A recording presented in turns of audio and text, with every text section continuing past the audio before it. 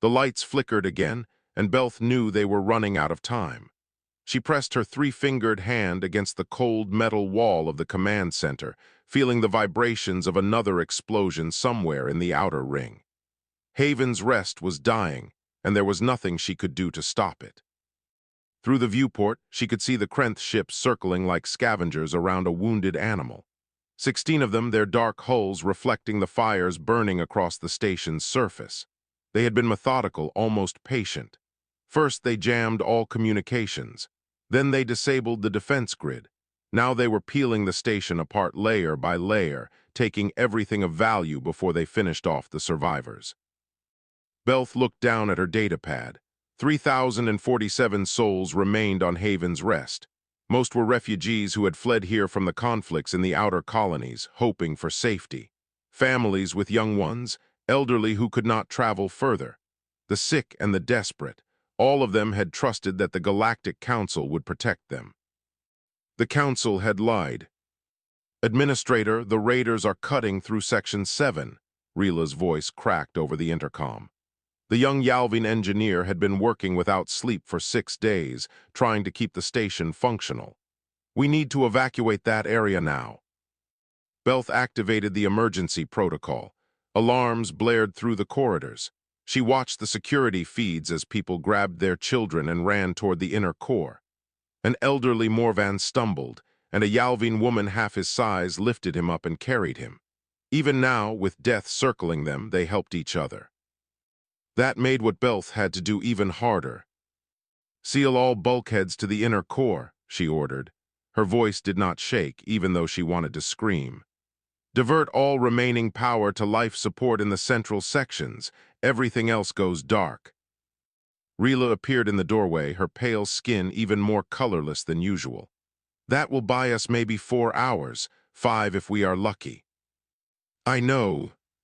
The Council ships were supposed to arrive 2 days ago." "I know that too." Rila moved to stand beside her at the viewport. They watched as another explosion bloomed across the station's hull. The Krenth were taking their time. They knew no help was coming. Belth had sent the distress signal 8 days ago. The automated response from the Council came immediately, promising a relief fleet within 72 hours. She had believed them. Everyone had believed them. The Council protected its citizens. That was what they promised. But the deadline passed. Then another day. Then another. The communications channel remained jammed, but Belth kept broadcasting anyway, hoping anyone would hear them. "Nobody came." "My father used to tell me stories," Rila said quietly. "About the old days before the Council, when our people lived on scattered colonies with no protection. Raiders would come, and there was nothing we could do but hide and hope we survived. The Council was supposed to end those days." "Yes, they promised." Rila's voice turned bitter. "But we are too far from the core worlds, too remote, too unimportant. They will file reports about how tragic this was and then forget we ever existed." Belth could not argue. She had seen the truth in the Council's delayed responses, their excuses, their prioritization of wealthy core systems over rim colonies like Haven's Rest. Another impact shook the station. Belth grabbed the console to steady herself. On the security feeds, she saw families huddled together in the core sections. Parents holding their children, friends comforting each other. They still had hope in their eyes. They believed she would save them. She had failed them all. Belth pulled out her personal communicator and started recording.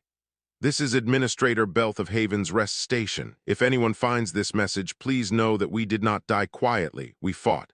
We held on as long as we could. We believed help would come." She paused, her voice finally breaking. "We were wrong. Tell my family I love them. Tell them I am sorry." She ended the recording and attached it to a beacon probe. If the Krenth left anything intact, maybe someone would find it someday. "Administrator," Rila was staring at her console, her eyes wide. "I am picking up something on the long-range sensors." "More Krenth ships." "No, it is something else, something big." Rila's fingers flew across the controls. "It just dropped out of faster-than-light travel at the edge of the system. The energy signature is massive. Nothing in our databases matches it. Belth felt a flicker of something she thought had died. Not quite hope, not yet, but something close. Show me. The main display activated. At first it was just a blur of pixels as the damaged sensors struggled to resolve the image. Then it cleared. The ship was enormous, larger than any council vessel Belth had ever seen. Its hull was angular, aggressive, covered in weapons that made the Krenth raiders look like toys. Burn marks and scars covered its surface, evidence of battles survived. "What is that?" Rila whispered. The Krenth had noticed it too. Their ships were regrouping, turning to face this new arrival. Belth could imagine their confusion. This was not a council design. This was not any design in the Galactic Registry. The communications interference suddenly disappeared, cut through as if it had never existed. A voice came through the speakers, speaking in a language the translators took a moment to process. When the translation came, it was a woman's voice, calm, cold, certain. "Haven's Rest, this is Captain Ann Bradley of the United Nations Space Command. We received your distress call. Hold your position. Help is here." Belth stared at the display, unable to speak, unable to breathe. Humans, the isolated species from the distant system that avoided contact with the Council. The ones everyone said were not ready for the galactic stage. They had come. Nobody else had, but they had.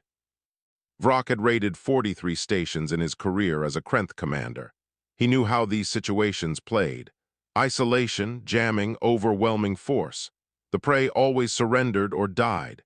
It was simple mathematics. This was not simple anymore. He stared at the tactical display showing the unknown vessel. His sensor operator had run the scan 3 times, certain there was an error. There was no error. The ship was real, and it was moving toward them at speeds that should rip apart any hull in existence. "Identification," Vrock demanded. "None in the database, Commander. The design is completely unknown. The power readings are—" His operator trailed off, mandibles clicking nervously.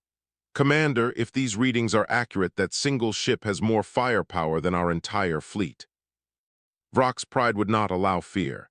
"It is a bluff. 1 ship against 16. They hope to scare us away." He opened a communication channel. "Unknown vessel, you are interfering with a legitimate salvage operation. Withdraw immediately or be destroyed." The response came in that strange, harsh language that the translator rendered into galactic standard. "This is Captain Bradley of the UNSC. Relentless, you have attacked a civilian station and murdered innocents. You have 30 seconds to power down your weapons and prepare to be boarded. This is your only warning." Vrock's crew looked at him, waiting for orders. He felt his blood heating, the combat instinct of his species rising. Who were these humans to give him orders, to threaten him? "All ships attack formation. Target that vessel. Show them what happens when they challenge the Krenth." 16 warships opened fire simultaneously. Missiles streaked through the void. Plasma cannons painted the darkness with deadly light. Enough firepower to crack a moon poured toward the human ship. The Relentless did not dodge. It accelerated directly into the wall of death. Point defense systems Vrock had never seen before activated. Thousands of tiny projectiles shot out, intercepting missiles with impossible precision. Each round found its target. Explosions bloomed uselessly in space as the missiles died before reaching their target. The plasma fire hit next. Vrock expected to see the hull melt, to watch the arrogant humans die. Instead, shimmering barriers appeared around the ship, energy shields that absorbed the plasma and dispersed it harmlessly. "Impossible," his weapons officer whispered. "Shield technology like that is theoretical. The power requirements alone should." The human ship reached firing range. Vrock understood his mistake in the first second. This was not an explorer or a merchant vessel pretending to be military. This was a warship, a real one, built by beings who understood violence at a level the Krenth had never imagined. Rail's guns fired, not the slow plasma weapons the Council navies used. These were magnetic accelerators throwing solid rounds at speeds that bent physics. The projectiles hit with the force of tactical nuclear weapons. The first three Krenth ships simply ceased to exist. Vrock watched on his display as solid matter punched through shields, armor, and hull like they were paper. The ships did not explode dramatically. They came apart, structural integrity failing catastrophically as hypervelocity rounds shredded everything in their path. Evasive maneuvers, Vrock screamed. His ship scattered, but the human vessel was already moving. It flew through the debris field of its kills, using the wreckage as cover. Missiles launched from its hull, but these were not like Council missiles. These tracked. Through every turn, predicted every evasive action, and struck with horrifying accuracy.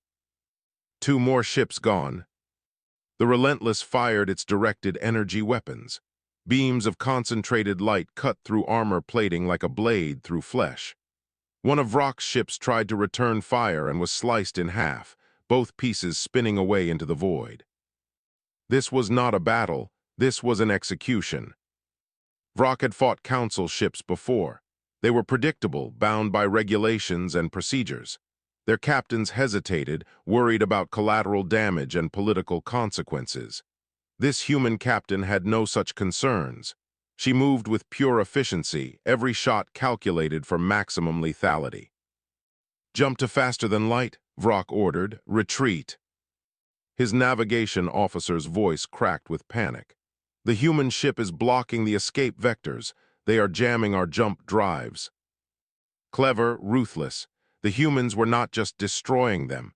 They were making sure none escaped to warn others.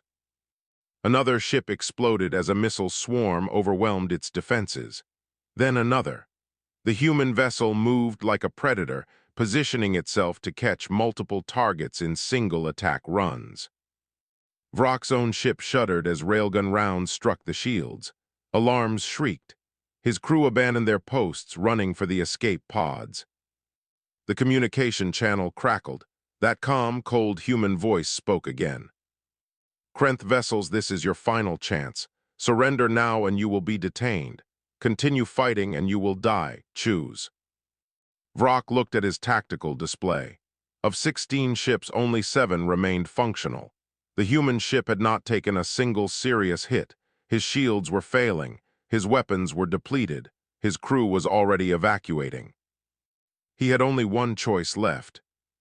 "This is Commander Vrock. We surrender. Powering down weapons now."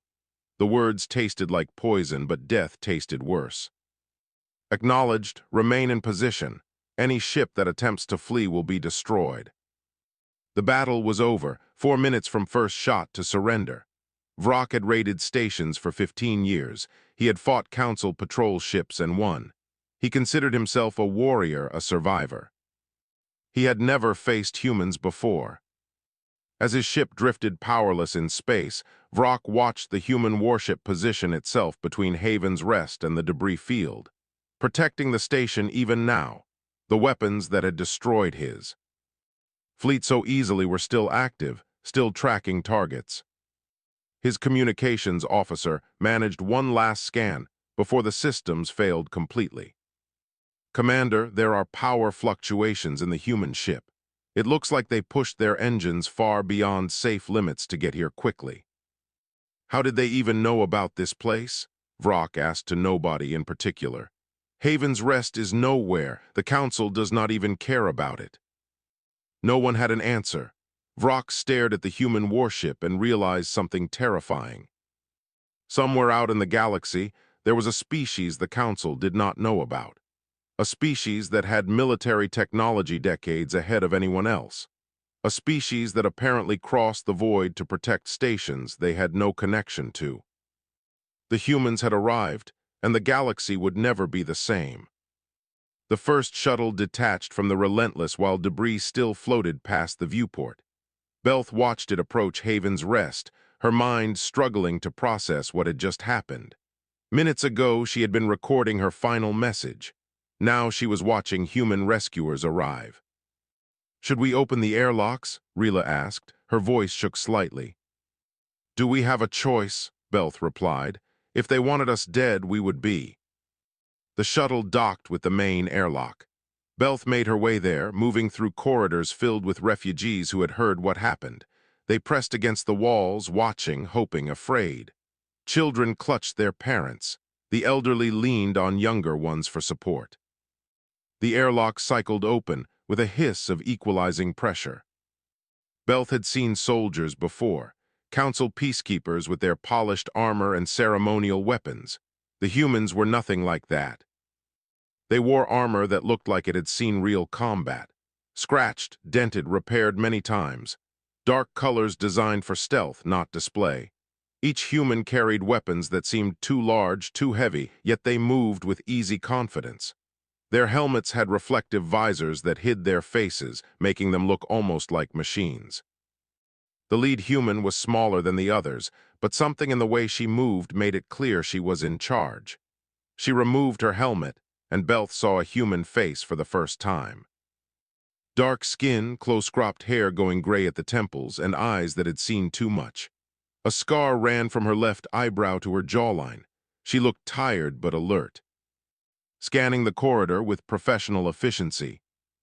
Administrator Belth, her voice was gentler than it had been over the comm. Yes, I am Belth, you are Lieutenant. Grace Miller, these are my Marines, we are here to help. She turned to her squad. Roberts, Wilson, get the medical station set up. Hayes, structural assessment. Park, power systems, move. The humans dispersed with practiced coordination. Belth noticed they kept their weapons ready but pointed at the floor, non-threatening but prepared. They had done this before. More shuttles arrived. Human engineers with equipment Belth did not recognize, medical personnel with supplies. They spread through the station like water finding cracks, going exactly where they were needed most. Rila appeared beside Belth, her datapad showing power levels. Administrator, the humans are connecting some kind of fusion generator to our main systems. They did not even ask permission, they just started working.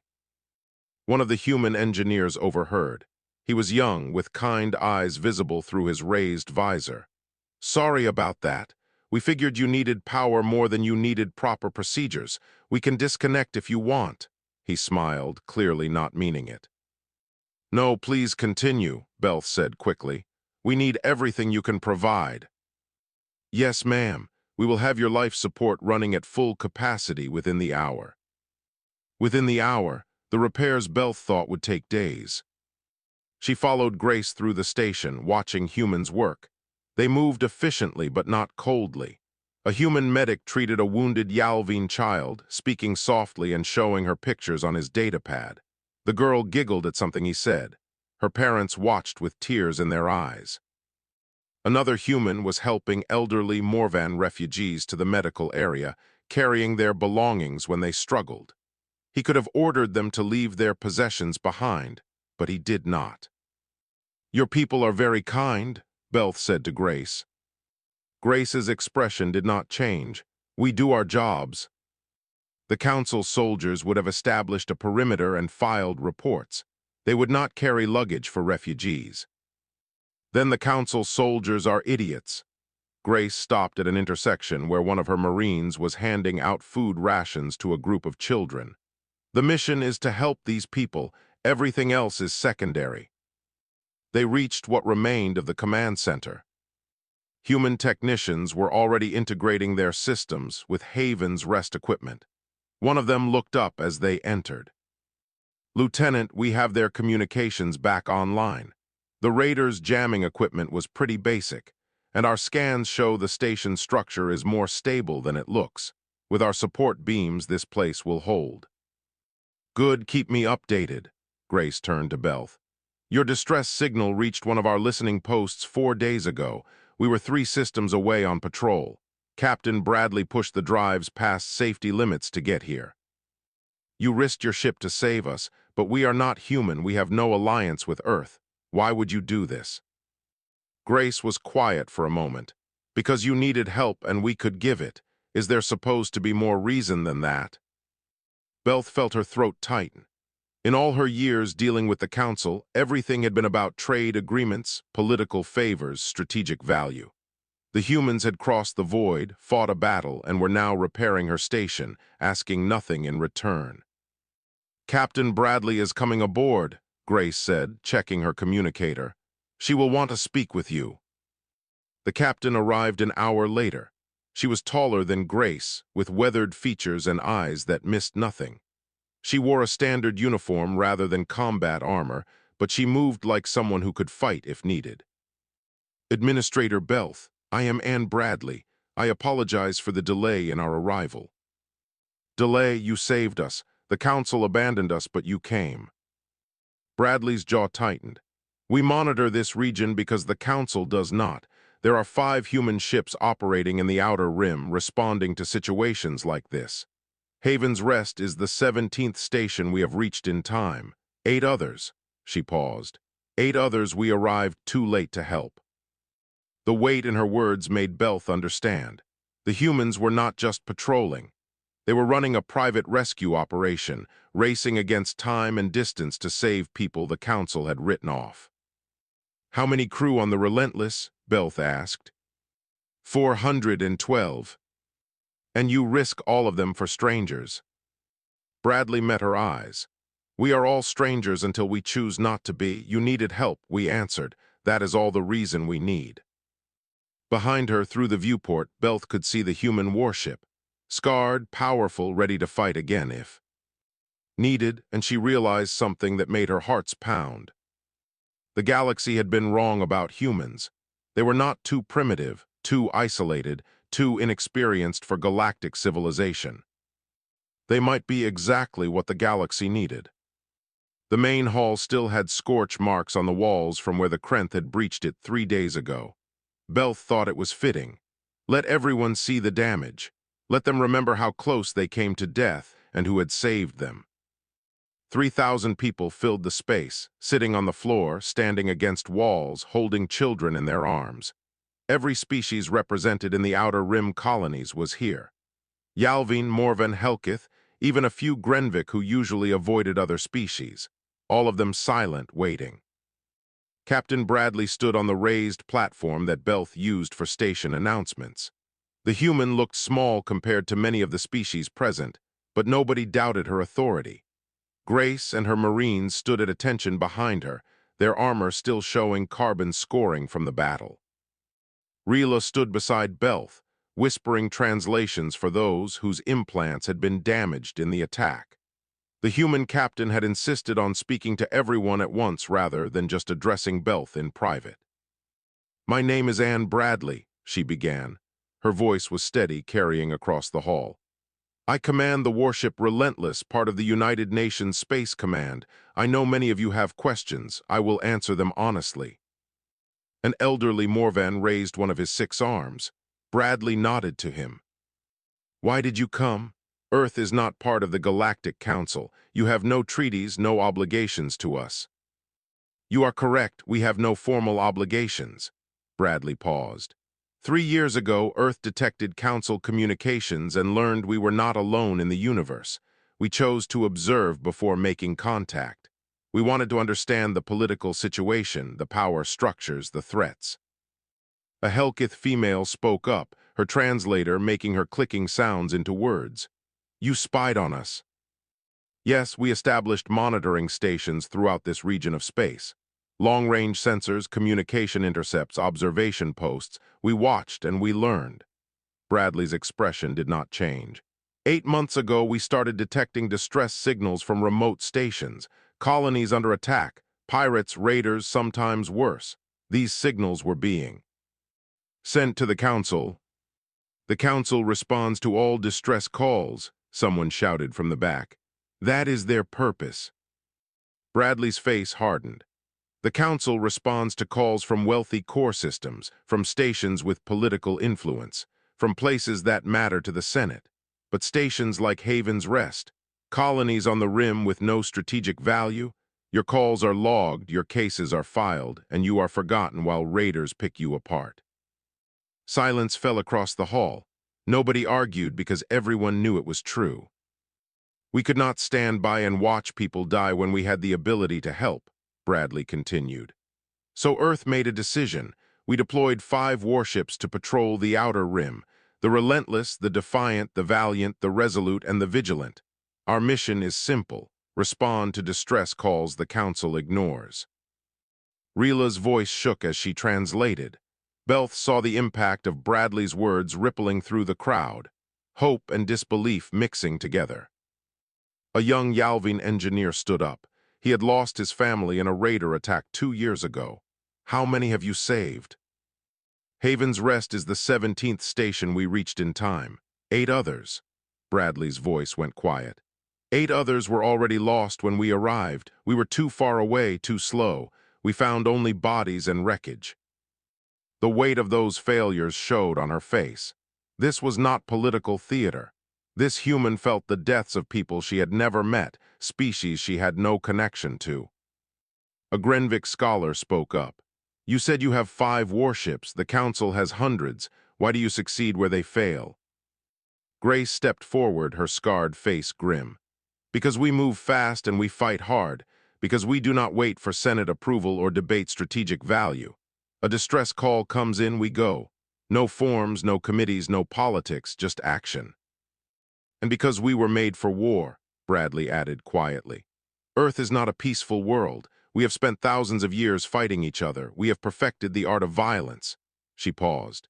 That is not something to be proud of. Our history is stained with the blood of our own people, but we are trying to be better. If we can use the skills we learned destroying each other to protect others, perhaps that is a kind of redemption.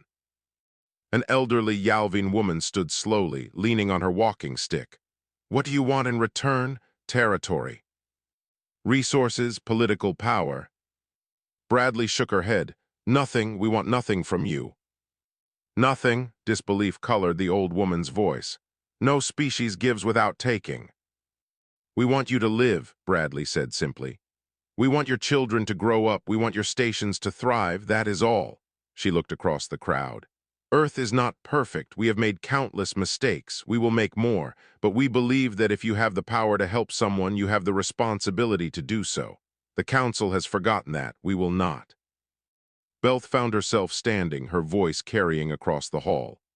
Captain Bradley and her crew risked their lives for us. They fought when we were abandoned. They are repairing our station and asking nothing. I propose we send a message to other Rim colonies. Tell them what happened here. Tell them that humanity answers when others do not. The crowd erupted, not in cheers, but in a wave of sound that was harder to define. Relief, gratitude, hope mixed with anger at the Council that had failed them. People were standing, talking to each other, processing what this meant. Bradley waited for silence. When it came, she spoke again. There is something else you should know. The message you send will mark you as connected to Earth. The Council will not appreciate that. They may see it as political interference. You could face consequences. Belth looked at her people. Families who had huddled together expecting to die. Children who would not have seen another sunrise without human intervention. We will face those consequences gladly. Let the Council explain why strangers from Earth cared more about our lives than they did. Rila stepped forward. I can broadcast the message on all frequencies, include our sensor logs of the battle, show everyone what one human ship did to an entire raider fleet.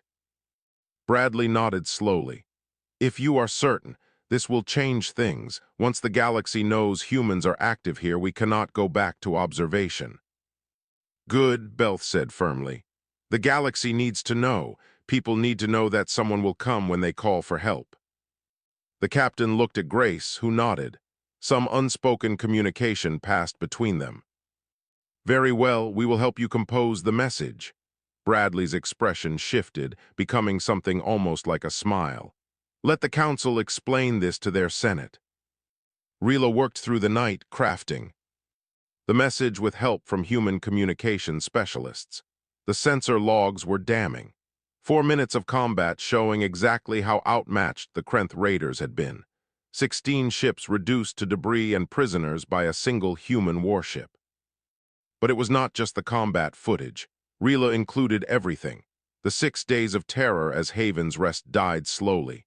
The Council's broken promises. The moment the Relentless arrived. the humans repairing the station, treating the wounded, asking nothing in return. She attached coordinates for the human monitoring stations and an open communication frequency. Any colony, any station, anyone who needed help could reach out directly to Earth. Belth watched as Rila prepared to broadcast. "Are you sure about this? Once we send it, there is no taking it back." "I am sure." Rila's fingers hovered over the transmit key. "The Council left us to die. Captain Bradley crossed the void to save us. The galaxy needs to know which one deserves their trust." She pressed the key. The message went out on every frequency, boosted by the relentless, powerful communications array. It would reach Council space within hours. Within days, it would spread across the entire galaxy. 3 days later, the Council relief fleet finally arrived. Belth watched from the command center as 12 warships dropped out of faster-than-light travel. Council vessels marked with the insignia of the Senate. Impressive-looking ships, all gleaming hulls and ceremonial decorations. They were a week late. The lead ship's commander opened communications immediately. Admiral Tresh appeared on the screen, his Helkith features arranged in what passed for outrage among his species. "This is Admiral Tresh of the Council Defense Fleet. Identify the unauthorized military vessel currently docked with Haven's Rest." Grace was standing beside Belth. She pressed the response button before Belth could. "This is Lieutenant Grace Miller, United Nations Space Command. The Relentless is here at the invitation of Station Administrator Belth, providing emergency assistance that your fleet failed to deliver." Tresh's mandibles clicked with irritation. "Human military vessels are not authorized in Council space. You will depart immediately and submit to inspection of your ship's logs." "Haven's Rest is in unclaimed space, Admiral. Last I checked, the Council does not have jurisdiction here." Grace smiled without warmth, "and the Relentless does not submit to inspection by anyone except our own command. I will report this violation to the Senate. There will be consequences." Bradley's voice cut across the channel. She had been on the Relentless but had clearly been listening. "Please do report it, Admiral. Include in your report that Haven's Rest sent 17 distress calls over 8 days. Include that your relief fleet arrived 3 days after the attack ended. Include that a human warship traveled from 3 systems away and still arrived before you did." Tresh seemed to swell with indignation. "The Council follows proper procedures. We must verify distress calls, assess situations, allocate resources appropriately. We cannot simply rush into every situation without proper analysis." "In other words," Belth said, her voice cold, "you complete paperwork while people die." "Administrator Belth, I understand you have been through trauma, but you must understand the realities of galactic governance. Resources are limited. We must prioritize." "You prioritized us right into our graves, Admiral. If not for Captain Bradley, 3,000 people would be dead right now. Do not dare lecture me about realities." The channel filled with uncomfortable silence. Finally, Tresh spoke again. "Regardless of circumstances, unauthorized military action cannot be tolerated. The human vessel must leave, and there will be an investigation into this incident." Bradley appeared on another screen, transmitted from the Relentless bridge. "The investigation can happen. We have nothing to hide, but we are not leaving until Haven's Rest is fully repaired and stable." "That could take weeks." "Then we will be here for weeks." Bradley's tone made it clear this was not negotiable. "We do not abandon people halfway through helping them." Belth felt a surge of gratitude and something deeper. Respect for these humans who refused to bow to Council authority when lives were at stake. Tresh made a sound that the translator rendered as frustrated hissing. "This is unacceptable. You are creating a diplomatic incident." "No, Admiral," Rila spoke up. She had been quiet until now, but her voice rang clear. "You created the incident when you left us to die. Captain Bradley just cleaned up your mess." The bridge crew of Council ships had not expected that. Belth could see on the screen that other officers were listening, their expressions. "Uncertain. The human forces will withdraw," Tresh insisted, but there was less authority in his voice now. "We are here now. We will handle the situation." "You are 3,000 refugees too late to handle anything," Grace said flatly. "But feel free to help with repairs if you actually want to be useful." Several council vessels began deploying repair drones, not because they wanted to help, Belth suspected, but because refusing would make them look even worse. Bradley spoke again. "Admiral, while you are here, I have something to share with you and anyone else listening." She nodded to someone off-screen. The transmission changed. Now it showed a map of the outer rim marked with dozens of points. Each point represented a colony or station. "These are the distress calls Earth has monitored in the past 8 months. Red marks are locations where we arrived too late. Green marks are successful rescues. Yellow marks are calls currently in our queue." Bradley paused. "Notice anything?" The ratio was obvious. For every green marker, there were 3 yellow ones. The Council could not keep up. "Earth is making an official announcement," Bradley continued. "We are establishing permanent monitoring stations in the outer rim. We are increasing our patrol fleet to 15 warships. Any colony, station, or vessel that sends a distress call will receive a response from human forces if Council ships cannot arrive in time." "You cannot do this." Tresh's outrage was genuine now. "You are not part of the Council. You have no authority to operate military forces in this region." "We are not asking for permission, Admiral. We are informing you as a courtesy. These colonies deserve protection. If the Council cannot provide it, Earth will." Belth watched as the human captain stared down a Council admiral, backed by nothing but 5 warships and absolute certainty. Tresh seemed to realize he was beaten. "The Senate will hear about this. They will respond." "I hope they do," Bradley replied. "Maybe it will shame them into actually helping their own citizens." The transmission ended from Tresh's side.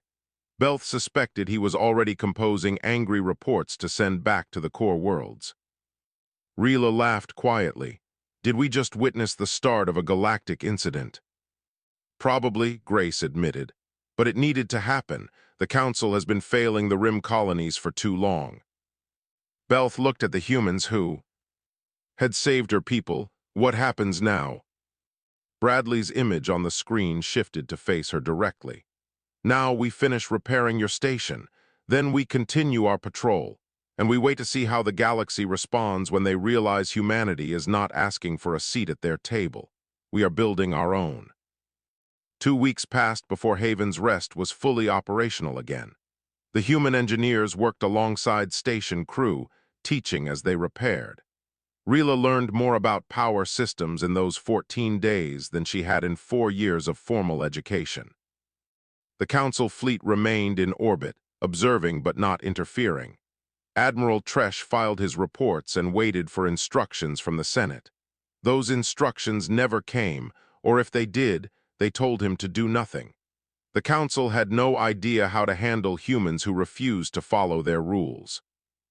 Belth spent her days coordinating repairs and her nights watching the communication channels. The message Rila had sent was spreading exactly as intended. Colonies across the outer rim were talking. Some were skeptical. Many were desperate enough to try anything. 6 stations had already used the human emergency frequency. Human ships had responded to 4 of them. The other 2 were false alarms, equipment malfunctions, but the humans investigated anyway. The galaxy was noticing. On the morning the repairs finished, Captain Bradley requested a final meeting with Belth and the station council. They gathered in the rebuilt conference room, sitting around a table that still smelled of fresh welds. "Haven's Rest is stable," Bradley began. "Your power systems are running at 110% capacity. Life support is solid. Defense grid is back online with some upgrades our engineers thought you could use. You do not need us anymore." Belth felt a strange sadness at those words. "When will you leave?" "Tomorrow morning. We received a distress call from a mining colony 4 systems away. Raiders again. We need to respond." Grace added, "We are leaving you a communication relay, direct link to Earth's command. If you need help again, you can reach us within minutes instead of hours." "The council will not like that," one of the Morven counselors said. "The council can file a formal complaint," Grace replied. "We will add it to the pile with the other 17 they have sent." Rila leaned forward. "Captain, what happens now, not just to Havens? Rest, but to everyone. You have made the council look weak. They will not forgive that." Bradley was quiet for a moment, gathering her thoughts. 3 years ago, Earth learned we were not alone. We were excited, hopeful. We imagined the Galactic Council would be this amazing alliance of species working together, exploring, growing. But as we watched, we saw the truth. The Council is not evil, but it is bureaucratic, slow, and it only cares about the wealthy core systems. The Rim colonies are afterthoughts, resources to be exploited, not people to be protected. We saw stations die while the Council debated. We saw raiders operate freely because there were not enough patrol ships. We saw people abandoned because they were not important enough to save. She stood, moving to the viewport. The Relentless floated in the distance, still scarred but ready for its next mission. Earth decided we would not join a system that allows that. We will not petition for membership in a council that values politics over lives. Instead, we are offering an alternative. "Protection without conditions," Grace said. "Aid without bureaucracy, response without delay. Any colony that wants it can have it." Belth understood the implications. "You are creating a rival power structure." "Not rival, parallel."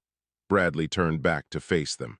"Colonies can still be part of the Council. We are not asking anyone to choose sides.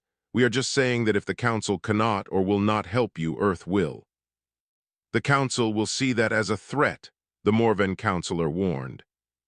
"Probably, but what can they do? Demand we stop saving people. That would look terrible. Attack us. We would defend ourselves, and the Rim colonies would see the Council attacking their protectors."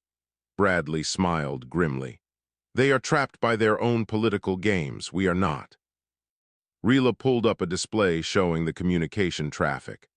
"Our message reached 20,000 colonies so far. 12 have already contacted Earth directly. The Council cannot stop the information from spreading." "They will try to discredit us," Bradley acknowledged. "They will say we have ulterior motives, that we are warmongers, that we are dangerous. Some of it might even be true. We are not perfect." "But you are here," Belth said simply. "That matters more than propaganda."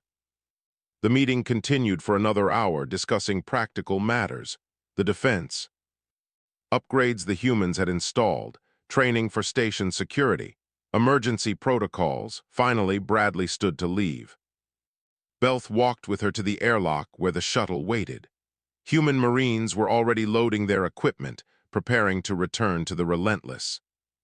"Captain, I need to ask you something personal." Belth hesitated. "Why do you do this? You personally, I mean.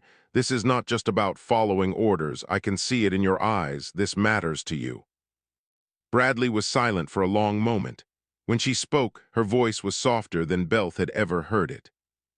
"I used to be a Council liaison officer before Earth withdrew.